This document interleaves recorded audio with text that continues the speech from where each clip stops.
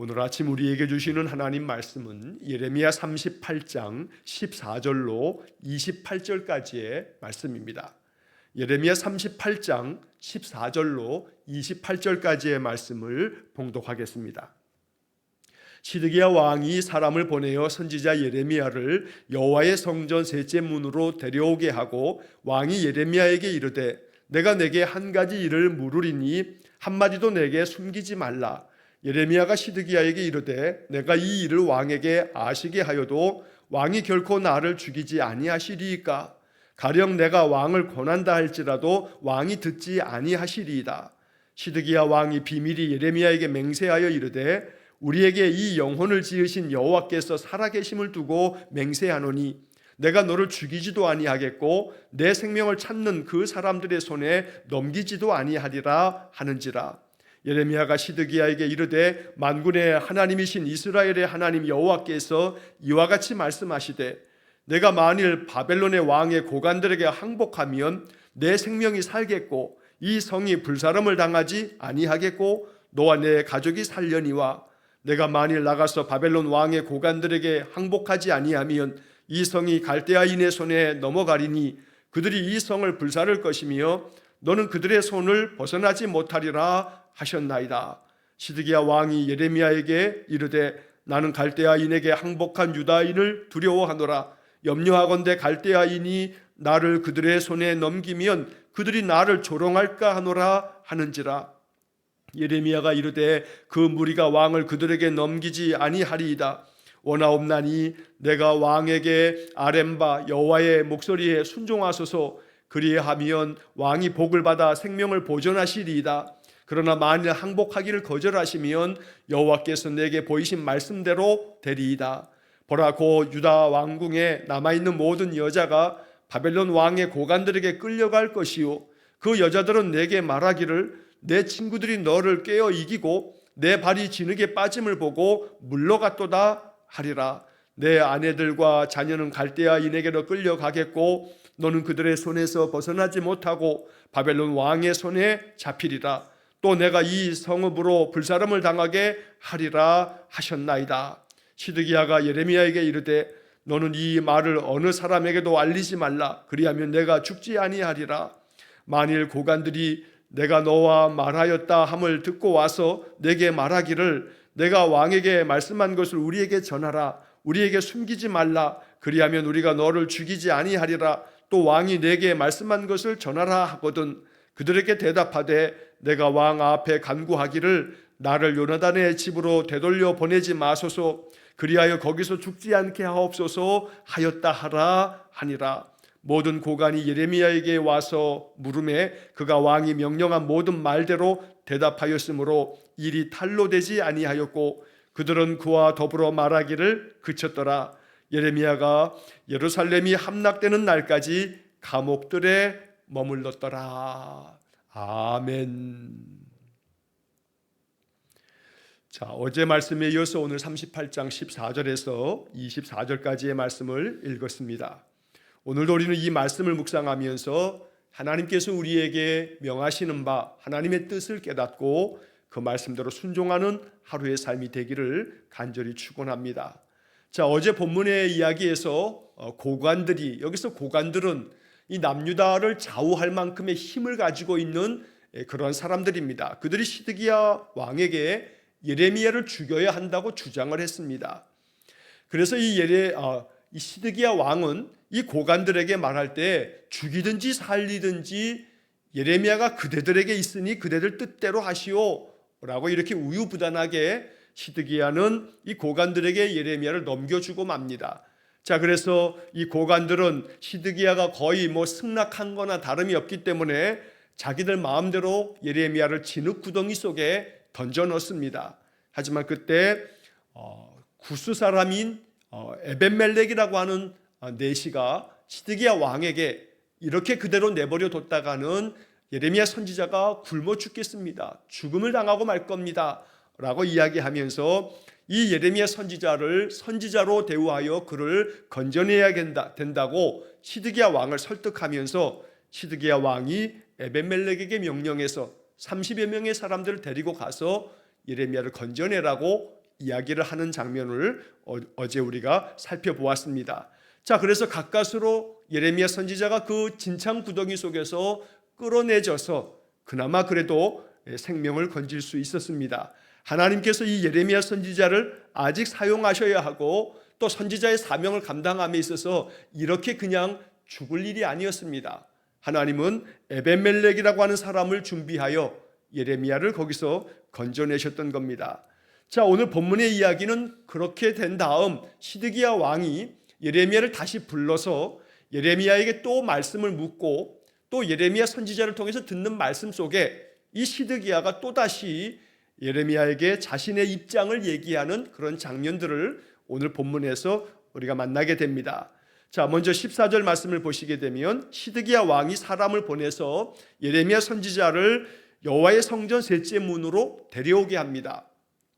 자, 여기 14절에 말씀된 여호와의 성전 셋째 문으로 데려오게 하고 라는 표현이 있는데 이 예루살렘 성전 셋째 문이 어디냐라고 하는 데 있어서는 성경학자들도 정확하게 거기가 어딘지는 알 수 없다라고 말하지만 대체적으로 성경학자들이 이 말씀을 해석을 할 때에는 왕궁에서 예루살렘 성전으로 가는 그런 길이 특별한 길이 있는데 그 예루살렘 성전으로 나아가는 왕궁서부터 예루살렘 성전까지 나아갈 때 거쳐야 하는 문일 거다라고 이렇게 추측을 하게 됩니다. 그렇기 때문에 일반 백성들이 성전을 향해서 나아가는 길들이 여러 길이 있지만 일반 백성들이 나가는 길로 왕도 그 길로 갈 수는 없기 때문에 왕이 성전으로 나아갈 수 있는 길을 만들고 거기에 문을 만들었는 것이 이게 셋째 문일 거다라고 이렇게 해석을 하는 겁니다. 자, 그러다 보니 그 길로 가는 그 문에는 왕만 가는 길이지 다른 사람들이 그 길로 가지를 않습니다. 그래서 이 셋째 문으로 예레미야를 데려오게 하는 까닭은 다른 사람들이 보지 않는 가운데 예레미야와 시드기야 왕이 따로 별도로 만나기 위해서 이러한 조치를 취했다라고 하는 겁니다. 자, 그래서 이 시드기야 왕이 예레미야가 도착하자 그에게 이렇게 묻습니다. 내가 너에게 한 가지 일을 물어볼 텐데 한마디도 나에게 숨기지 말아라 라고 이렇게 이야기하면서 하나님께서 너에게 말씀하신 바가 뭐냐라고 묻는 겁니다. 지금까지도 예레미야는 시드기야 왕뿐만 아니라 남유다 사람들에게 하나님의 말씀을 전할 때 한마디도 숨긴 것이 없습니다. 어떤 것은 얘기하고 어떤 것은 얘기하지 않고 이런 적이 없습니다. 하나님이 말씀하시면 그 말씀하신 모든 것들을 대언하는 것이 바로 선지자의 사명입니다. 그래서 예레미야 선지자는 어느 것도 가감하지 아니하고 하나님의 말씀을 그대로 전하였던 것입니다.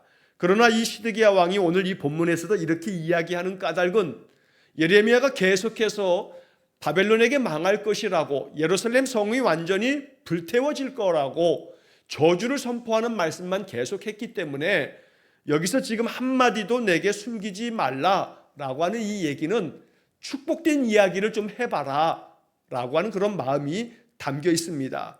계속해서 칼과 기근과 전염병에 우리가 다 죽을 거라고만 얘기하지 말고 하나님께서 우리에게 그래도 주시는 축복된 말씀이 있지 않겠냐, 그것을 숨기지 말고 그것도 얘기하라 라고 하는 그런 주장을 이 시드기야 왕이 예레미야에게 아주 간절하게 아주 강하게 그렇게 또 요구하고 있는 것입니다. 자, 그러자 15절 말씀에 보면 예레미야가 시드기야 왕에게 이렇게 대답합니다. 내가 이 일을 왕에게 아시게 하여도 왕이 결코 나를 죽이지 아니하시리이까. 가령 내가 왕을 권한다 할지라도 왕이 듣지 아니하시리이다. 자, 이 말은 내가 하나님께로부터 받은 말씀을 왕에게 숨기지 않고 다 말을 한다면 왕이 나를 죽일 겁니다. 왕이 나를 죽이지 않겠습니까? 또 가령 내가 왕에게 모든 것을 다 얘기하고 권한다 할지라도 왕께서는 듣지 않을 겁니다 라고 이렇게 대답을 합니다. 자, 그러자 16절 말씀에서 시드기야 왕이 예레미야에게 이렇게 맹세하며 약속합니다. 16절에서는 시드기야 왕이 비밀히 예레미야에게 맹세하여 이르되, 아주 비밀스럽게 은밀하게 예레미야에게 내가 너에게 맹세를 하마 라고 하면서 이렇게 말하는 겁니다. 우리에게 이 영혼을 지으신 여호와께서 살아계심을 두고 맹세하노니 내가 너를 죽이지 아니하겠으며 내 생명을 찾는 그 사람들의 손에 넘기지도 아니하리라. 네가 무슨 말을 하든지 네 말을 들을 거다. 결코 너를 네가 말했다 해서 너를 죽이지 않을 거고, 너를 죽이겠다고 진창 구덩이 속에 던졌던 그 고관들에게 너를 넘겨주지 않을 거다. 내가 이걸 맹세한다. 이 맹세는 우리에게 이 영혼을 지으신 여호와의 살아계심을 두고 내가 맹세하는 거다라고 말하고 있습니다. 이 16절의 말씀이 참 안타깝기 그지없는 얘기입니다. 시드기야 왕이 예레미야에게 말한 이 표현처럼 하나님에 대한 그의 이야기가 우리에게 이 영혼을 지으신 여호와라고 말씀하고 있습니다. 하나님께서는 우리의 영혼을 지으신 분이시다. 하나님은 우리 모든 인생을 창조하신 창조주가 되신다. 창조주 하나님의 살아계심을 두고 내가 너에게 맹세한다. 이거는 맹세할 문제가 아니고 창조주 하나님, 영혼을 만드신 그 하나님 앞에 돌아가는 것이 필요한 것이지, 그 하나님의 이름을 걸고 맹세하는 거, 이거 다 필요 없는 일입니다. 그러니 시드기야 왕은 정말로 필요한 것과 정말 필요치 않은 그런 일을 구분하지 못하고 정말 영혼을 지으신 여호와를 하나님으로 믿는다면, 그러면 그 하나님이 끊임없이 선지자를 통해서 말씀하시는 바를 듣고 하나님께로 돌아갔어야만 하는 것입니다. 그러니 말로는 아주 유창하게 하나님은 이런 분이다, 하나님은 이러이러한 분이시라고 거침없이 말할지는 몰라도 그 마음 안에 그 하나님을 진심으로 마음에 믿어 영접하지 않는 시드기야의 모습을 우리가 여기서 보게 되는 것입니다. 하지만 시드기야의 입을 통해서 들려지는 이 이야기는 진리의 말씀임을 잊지 말아야 합니다. 우리에게 이 영혼을 지으신 여호와, 이 표현만큼은 시드기야의 참된 믿음의 고백은 아니었지만 하나님께서 시드기야의 입을 통해서 우리에게 들려주시는 그런 하나님의 말씀인 것입니다. 그러니 악한 자를 통해서라도 하나님은 말씀하시곤 합니다. 악한 자의 행실과 악한 자의 입을 통해서도 하나님의 뜻을 알려주시곤 합니다. 그러므로 그의 행실은 악하여도 하나님께서 그의 입을 통해서 그의 신앙의 고백은 아닐지언정 그가 말하고 있는 이 이야기만큼은 우리 마음속에 깊이 담아두어야겠습니다. 우리에게 영혼을 지으신 여호와 하나님, 그분의 살아계심을 두고 맹세한다. 여호와께서 살아계시다라고 하는 이야기도 시드기야가 말하고 있는 겁니다. 그런데 정작 여호와께서 살아계신데 그 하나님은 우리의 영혼을 지으신 분이시다. 내가 그 하나님 앞에서 맹세한다. 이렇게 말한다면 말로만 그칠 게 아니고 여호와께서 정말 살아계심을 마음으로 믿어서 그 하나님 앞에서 내가 무엇을 해야 하나 라고 하는 것을 시드기야 왕이 결정했어야만 되었다는 것입니다. 자, 시드기야의 그 마음속에서 나온 신앙 고백적인 표현은 아닐지 몰라도 이 말 자체로는 이건 참된 말이다. 그러므로 이 말을 마음속에 묵상하면서 여호와께서 살아계심을 언제나 마음속에 믿고, 여호와께서 살아계셔서 내 영혼을 지으신 하나님께서 나의 인생의 삶도, 내 앞에 펼쳐져 있는 이 현실적인 모든 삶의 문제들도 하나님께서 관여하시고 하나님께서 역사하실 때에 그 모든 삶 속에서 하나님의 은혜를 누리게 될 줄로 믿는 그런 믿음이 우리 안에 있어지기를 간절히 축원합니다. 나의 영혼을 지으신 하나님, 내 인생의 삶의 모든 일도 하나님께서 이끄시고 하나님이 주장하시는 줄 믿습니다. 그러니 내 뜻대로 고집하며 살지 말고 하나님께 늘 기도하면서 하나님의 뜻을 구하고 나의 삶에 평강이 있기를 간절히 간청하면서 주님의 뜻을 따라 사는 믿음의 인생이 되게 해 주십시오. 나의 영혼을 지으셨으니 내 영혼에 평강 주시고 나의 영혼이 강건하게 되어서 세상의 모든 것들을 능히 헤쳐나가고 감당해낼 만한 담력도 주십시오. 용기도 주시고 지혜도 주십시오.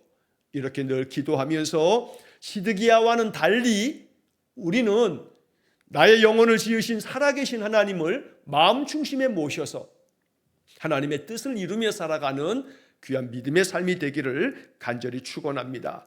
자, 그러자 예레미야가 시드기야에게 이야기합니다. 만군의 하나님이신 이스라엘의 하나님 여호와께서 이와 같이 말씀하셨습니다 하면서 그 다음 이어지는 17절 중간에 내가 만일 바벨론의 왕의 고관들에게 항복하면 내 생명이 살겠고 이 성이 불사름을 당하지 아니하겠고 너와 너의 가족이 살 거다. 항복하면 산다.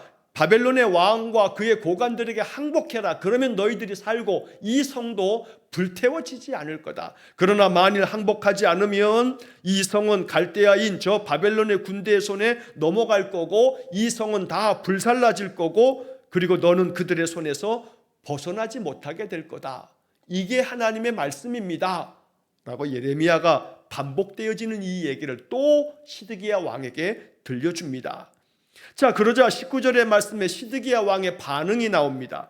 19절에 시드기야 왕이 예레미야에게 이렇게 말합니다. 나는 갈대아인에게 항복한 유다인을 두려워하노라. 염려하건대 갈대아인이 나를 그들의 손에 넘기면 그들이 나를 조롱할까 하노라. 자, 이 19절의 말씀은 시드기야 왕이 대단히 우유부단한 사람이라는 것을 보여주는 겁니다. 자, 우리가 어제 보았던 본문 1절로 13절의 말씀에서 고관들이 찾아와서 그 권력자들이 찾아와서 왕에게조차도 예레미야를 죽여야 합니다 라고 이렇게 강하게 주장하니까 죽이든지 살리든지 그대들 마음대로 하시오 라고 이렇게 얘기하면서 그들 주장에 왕의 생각과 주장대로 그들은 물리치는 게 아니라 이 방백들의 이야기를 그대로 그저 힘없이 따라갑니다. 방백들은 친애굽 정책을 펴는 자들입니다. 그러다 보니 바벨론에게는 계속 저항하고 항거하고 싸워야 된다고 주장을 합니다. 바벨론에게 항복하라고 하는 이 예레미야는 반역자에 불과한 겁니다. 그러니까 이 고관들은 계속해서 왕에게 예레미야를 죽여야 한다고 주장을 합니다. 그러나 한편 여기 19절의 말씀에 갈대아인에게 항복한 유다인이라는 표현이 나오는데 이 사람들은 예레미야 선지자의 말씀을 듣고 친 바벨론 정책으로 돌아서는 것이 이것이 하나님의 뜻이다 라고 하는 것을 받아들인 사람들을 말합니다. 그래서 그러한 사람들 중에는 이 시드기야 왕이 가지고 취하고 있는 이러한 정책적인 이런 문제들을 계속해서 야단하는 사람들도 있었는데 시드기야가 지금 이 양쪽에서 이리 가지도 못하고 저리 가지도 못하고 그러면서 시드기야 마음속에 염려하기를 내가 만약에 바벨론에게 항복을 하게 되면 그러면 저 갈대아 사람들에게 바벨론 사람들에게 이미 항복한 사람들이 보라고 예레미야 선지자가 항복하라는 대로 빨리 항복하면 우리가 더 낭패를 보지 않았을 거 아니냐고 왜 친바벨론 정책을 취하다가 애굽으로 돌아섰느냐고 나를 조롱하면서 그러니 왕이 정책이 잘못돼서 우리 백성들이 이렇게 고난을 겪지 않는 거냐고 나를 맹비난을 할 거라고 이렇게 말하는 겁니다. 여러분 지금 이런 상황들은 오늘날 현대 사회에서도 별 다를 바가 없습니다. 우리나라만 보더라도 정권이 들어설 때마다 어느 나라 쪽에 더 가까워지느냐라고 하는 문제를 가지면 여당과 야당이 끊임없이 그런 정책적인 여러 가지 문제를 가지고 싸움을 벌입니다.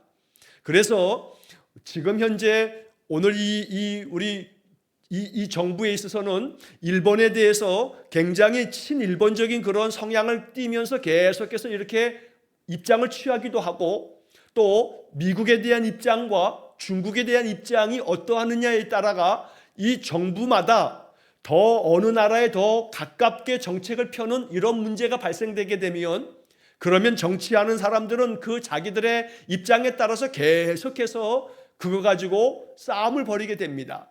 지금 이 2600여 년 전의 이 상황도 다를 바가 없는 겁니다. 그런 가운데 시드기야 왕이 이러지도 저러지도 못하는 자기의 입장을 내가 또 이렇게 친바벨론적인 사람들에게는 조롱을 받을 거라고 자기 입장의 어려움을 예레미야 선지자에게 이야기하는 것이 지금 이 19절의 말씀입니다. 자, 20절의 말씀에서 예레미야가 이렇게 말합니다. 이 바벨론 사람들이 왕을 친바벨론 정책으로 이 항복했던 이 유다인들에게 넘겨주지 않을 겁니다. 내가 간절히 원하건대 내가 왕에게 말씀드렸던 여호와의 목소리에 순종하십시오. 그러면 왕이 복을 받아서 생명을 보존할 겁니다. 만일 항복하기를 거절하시면 여호와께서 나에게 보여주셨던 모든 말씀대로 될 겁니다. 라고 이렇게 예레미야가 시드기야 왕에게 다시 이야기합니다. 사람들의 목소리 듣지 말고 하나님의 목소리에 순종해야 한다고, 기준은 하나님의 목소리라고 예레미야가 분명하게 왕에게 기준을 알려주는 겁니다. 어느 쪽도 아니라고 말하는 겁니다. 지금 하나님께서는 친바벨론 정책을 펴는 것이 하나님의 뜻이라고, 그러니 바벨론에게 항복하면 너희들이 안전하게 될 거라고. 왜냐하면 바벨론이 의로운 나라이기 때문이 아니라 하나님이 지금은 바벨론을 도구 삼으셔서 세상 나라를 심판하고 있는 중이니까, 지금은 바벨론이 하나님 앞에서 하나님 섬기는 민족도 아니고 하나님 앞에서 악한 민족임에는 틀림없지만 바벨론이 지금 하나님의 도구로, 하나님이 바벨론을 사용하셔서 여러 나라를 심판하고 있는 중이니까 바벨론에게 항복하는 것이 지금은 하나님의 뜻이라고, 그러니 하나님의 목소리가 기준이 되니까 사람들에게 휩쓸리지 말고 하나님 목소리를 기준 삼아 그 목소리에 순종하라고 예레미야가 시드기야 왕에게 말하는 겁니다. 그래서 지금 이 상황을 다시 한번 정리하자면, 고관들은 친애굽 정책을 펴니다. 그런데 어떤 사람들은 친바벨론 정책을 펴니다. 그래서 친바벨론 정책을 펴는 사람들은 예레미야가 얘기하는 것을 좋아합니다. 왜냐하면 예레미야는 바벨론에게 항복하라고 얘기하니까, 이게 하나님의 뜻이라고 말하니까 친바벨론 정책을 펴는 사람들은 예레미야를 두둔하는 겁니다. 그러나 예레미야는 친바벨론 정책도 친애굽 정책도 그게 기준이 아니고 하나님이 기준이다 라고 말하는 겁니다. 지금은 하나님께서 바벨론을 사용하시기 때문에 바벨론에게 항복하라는 것이지, 단순히 친바벨론 정책을 펴는 사람들 때문에 그런 게 아니라고 말하는 겁니다. 그래서 오늘 우리는 여기 지금 20절의 이 말씀을 이렇게 해석해야 합니다.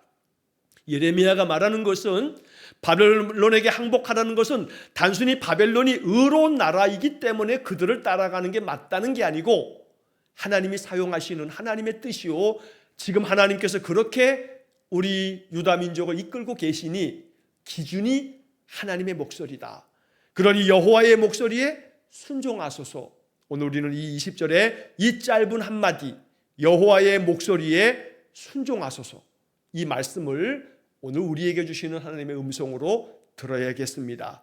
그러면 여호와의 목소리를 알아듣는 귀가 있어야 합니다. 여호와의 목소리가 무엇인지 내가 깨달을 수 있는 영적인 마음이 있어야 되는 겁니다. 그래야 그것을 깨달아 알아서 순종할 수 있기 때문입니다. 그러므로 우리는 여호와의 목소리를 알아듣기 위해서 끊임없이 날마다 말씀 생활을 하는 겁니다. 성경을 읽고 통독을 해가면서 예배를 통해서 말씀을 듣고 목사의 설교를 통해서 그 말씀에 대한 해석을 우리가 깨우쳐 알아가면서 하나님의 말씀이 우리에게 무엇을 명하고 계시는지를 계속해서 알아가는 겁니다. 그러다 보면 말씀을 통해서 나에게 깨우쳐 주시는 성령의 음성이 있는 겁니다. 그러면 점점 그런 말씀을 붙잡고 기도하다 보면 이제 하나님께서 나에게 바라시는 바를 말씀 속에서 찾아갈 수 있는 그런 영적인 믿음이 생겨지게 되는 것입니다. 무엇보다 나의 삶의 기준이 항상 여호와의 목소리를 순종하는 것에 두겠습니다. 하나님 나에게 말씀해 주십시오. 깨닫게 해 주십시오. 그러면 그 말씀대로 순종하여 하나님이 나에게 예비하신 복을 누리고 생명이 보존되는 은혜를 내가 얻기 원합니다.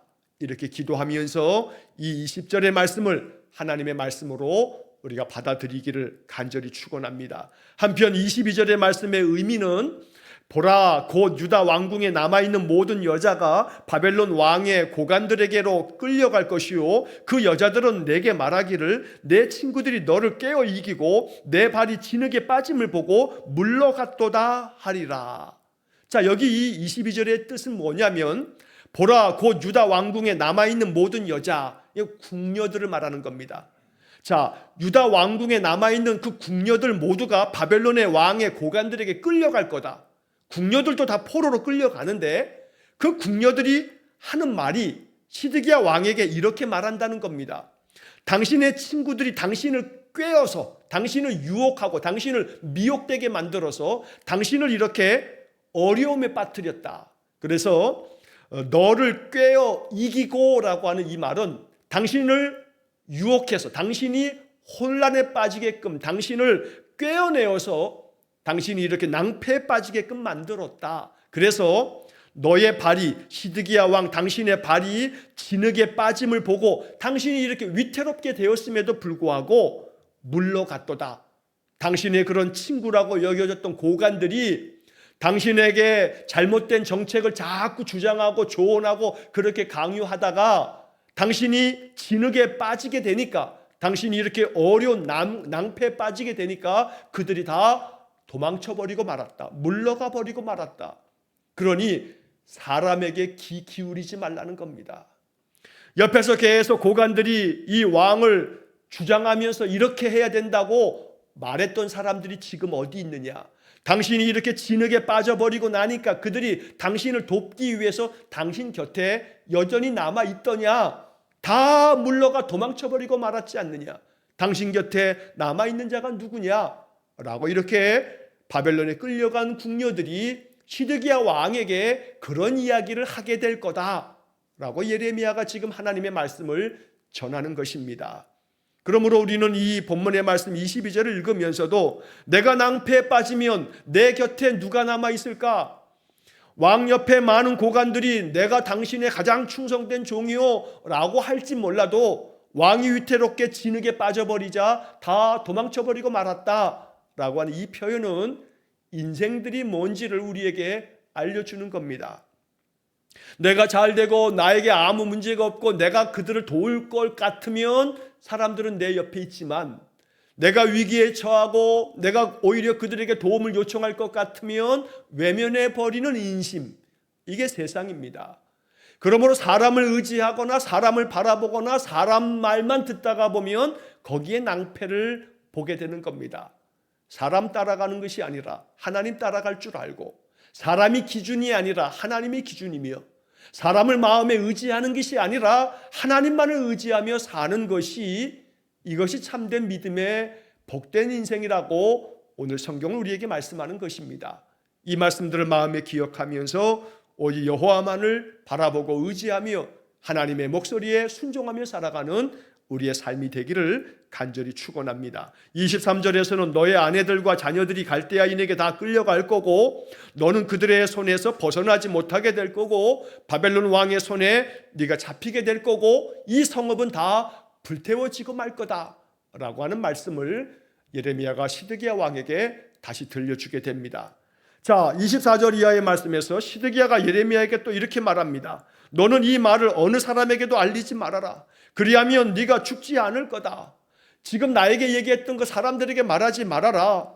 고관들이 만약에 너에게 묻기를 네가 왕에게 무슨 얘기를 했고 왕은 너에게 뭔 얘기를 했느냐라고 고관들이 너에게 물을 텐데, 그때는 네가 그들에게 이렇게만 대답해라.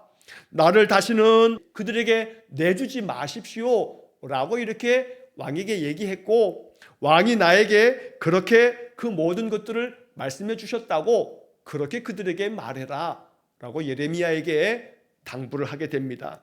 그러자 27절에 고관들이 예레미야를 불러다가 왕이 너에게 명령한 게 뭐냐, 왕에게 네가 말씀드렸던 게 뭐냐 라고 하는 것을 낱낱이 캐묻고 있지만, 예레미야 선지자는 시드기야 왕이 그렇게 명한 대로 이 고관들에게 대답을 하면서 이제 이 고관들이 물러가게 됩니다. 자, 그래서 결국 이 28절의 말씀에 예레미야가 예루살렘이 함락되는 날까지 감옥들에 머물렀더라 하면서 이제 38장이 끝나게 되는데, 여기 지금 이 28절의 마지막 부분에서 예레미야가 예루살렘이 함락되는 날까지, 지금 오늘 이 본문 38장의 이야기는 예루살렘이 완전히 패망하기 바로 그 전에 있었던 이야기입니다. 1년 전에 주전 586년에 나라가 망했는데 바로 그 앞에 1년 전인 주전 587년에 있었던 이야기를 지금 이 38장이 적고 있는 겁니다. 결국 28절의 이 이야기는 시드기야 왕이 예레미야 선지자를 통해서 이런 얘기를 다 듣고도 그 마음을 돌이키지 않았다는 겁니다. 그래서 결국에 가서는 예루살렘이 함락될 때까지 이 예레미야 선지자를 그냥 감옥에 갇힌 채로 내버려 뒀을 뿐만 아니라 하나님의 말씀도 아무리 선지자가 이렇게 얘기해도 시드기야 왕은 듣지 않았다는 겁니다. 여호와의 목소리에 순종하소서, 그리하면 왕이 복을 받아 생명을 보존하시리이다. 이 성도 불태워지지 않을 겁니다 라고 바른 길을 가르쳐 주어도, 생명을 얻을 길을 가르쳐 주어도 시드기야는 그 길을 가지 않았다는 겁니다. 그러므로 오늘 우리는 이 38장을 이제 마지막 이 묵상을 통해서 마음에 깊이 깨달아야 할 것은, 내가 곧 길이요 진리요 생명이라고 주님 말씀하신 것처럼 우리 주님이 길 대시니 주님을 따라가는 것만이 참된 인생길이 된다는 것을 잊지 말고, 길을 알려주어도 그 길을 따르지 않았던 시드기야를 바라보면서 이것을 마음의 반면교사로 삼고, 하나님 나에게 길을 가르쳐 주셨으니 나의 참된 길이신 예수 그리스도를 바라보며 내가 그 길을 따라 진리를 행하며 살아가는 성도가 되게 해주십시오. 그때 나에게 하나님께서 예비하신 복이 임할 거고, 나의 생명을 보존하실 거고, 하나님이 나를 통해서 하나님의 나라를 이루어 가실 줄 믿습니다. 이것이 우리의 믿음의 고백이 되어서 언제나 여호와의 목소리에 순종하소서라고 하는 이 말씀을 나에게 주시는 주의 말씀, 주의 음성으로 깨달아 오늘 한 날도 또 우리의 삶 속에서 마음속에 기도하시면서 하나님께서 마음속에 생각나게 하시는 것들이 있다면 그 말씀이 하나님의 목소리인 줄 알고 순종함을 통해서 더 하나님께 가까이 나아가며 하나님과 더 친밀한 삶을 살아가는 믿음의 삶이 되시기를 주의 이름으로 간절히 축원합니다. 기도하겠습니다.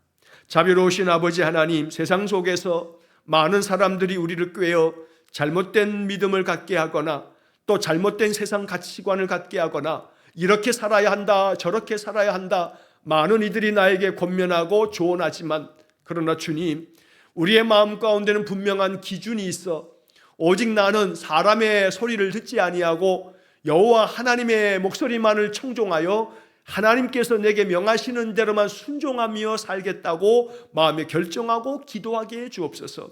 영적 분별력을 주셔서 사람들이 말하는 것들 속에서도 하나님이 사람을 통해서 말하실 때 누가 나에게 말하는 것이 이것이 하나님께서 내게 하시는 말씀인지를 분별할 줄 아는 그런 영적 분별력도 우리에게 허락해 주옵소서. 무엇보다 여호와만을 바라고 의지하며 살아갈 때, 여호와의 목소리에 순종하며 살아갈 때에 우리에게 복을 주시며 우리의 생명을 보존하시고 우리의 삶의 모든 영역들을 주께서 보호하시고 또 이끌어 주실 줄 믿사오니 이러한 믿음으로 살아가는 우리 성도들 되게 해 주옵소서. 오늘도 주님 앞에 예배하며 우리의 마음에 간절한 소망과 기도를 가지고 아뢰는 우리의 마음의 아름다운 소원들을 하나님 귀 기울여 주시고 은혜 가운데 응답해 주시며 하나님의 뜻 가운데 사는 우리 성도들의 모든 삶 속에 하늘의 평강이 있게 해 주옵소서. 모든 것을 주님께 의탁하오며 예수님 이름으로 기도하옵나이다. 아멘. 우리 구주 예수 그리스도의 은혜와 하나님 아버지의 극진하신 사랑과 성령의 교통하심이 여호와의 목소리를 늘 순종하며 살 때 하나님이 예비해 주신 은혜의 복을 더 풍성히 누려 살아계신 하나님을 따르는 길, 우리 주님의 말씀을 지켜 사는 것이 가장 복된 삶인 것을 아름답게 증거하는 인생 되기를 간절히 소원하는 머리 숙인 귀한 성도들 위해와 저들 가정과 온 가족들 위해 우리 성도들의 모든 산업 위에 이제로부터 영원토록 함께 하시길 축원하옵나이다. 아멘.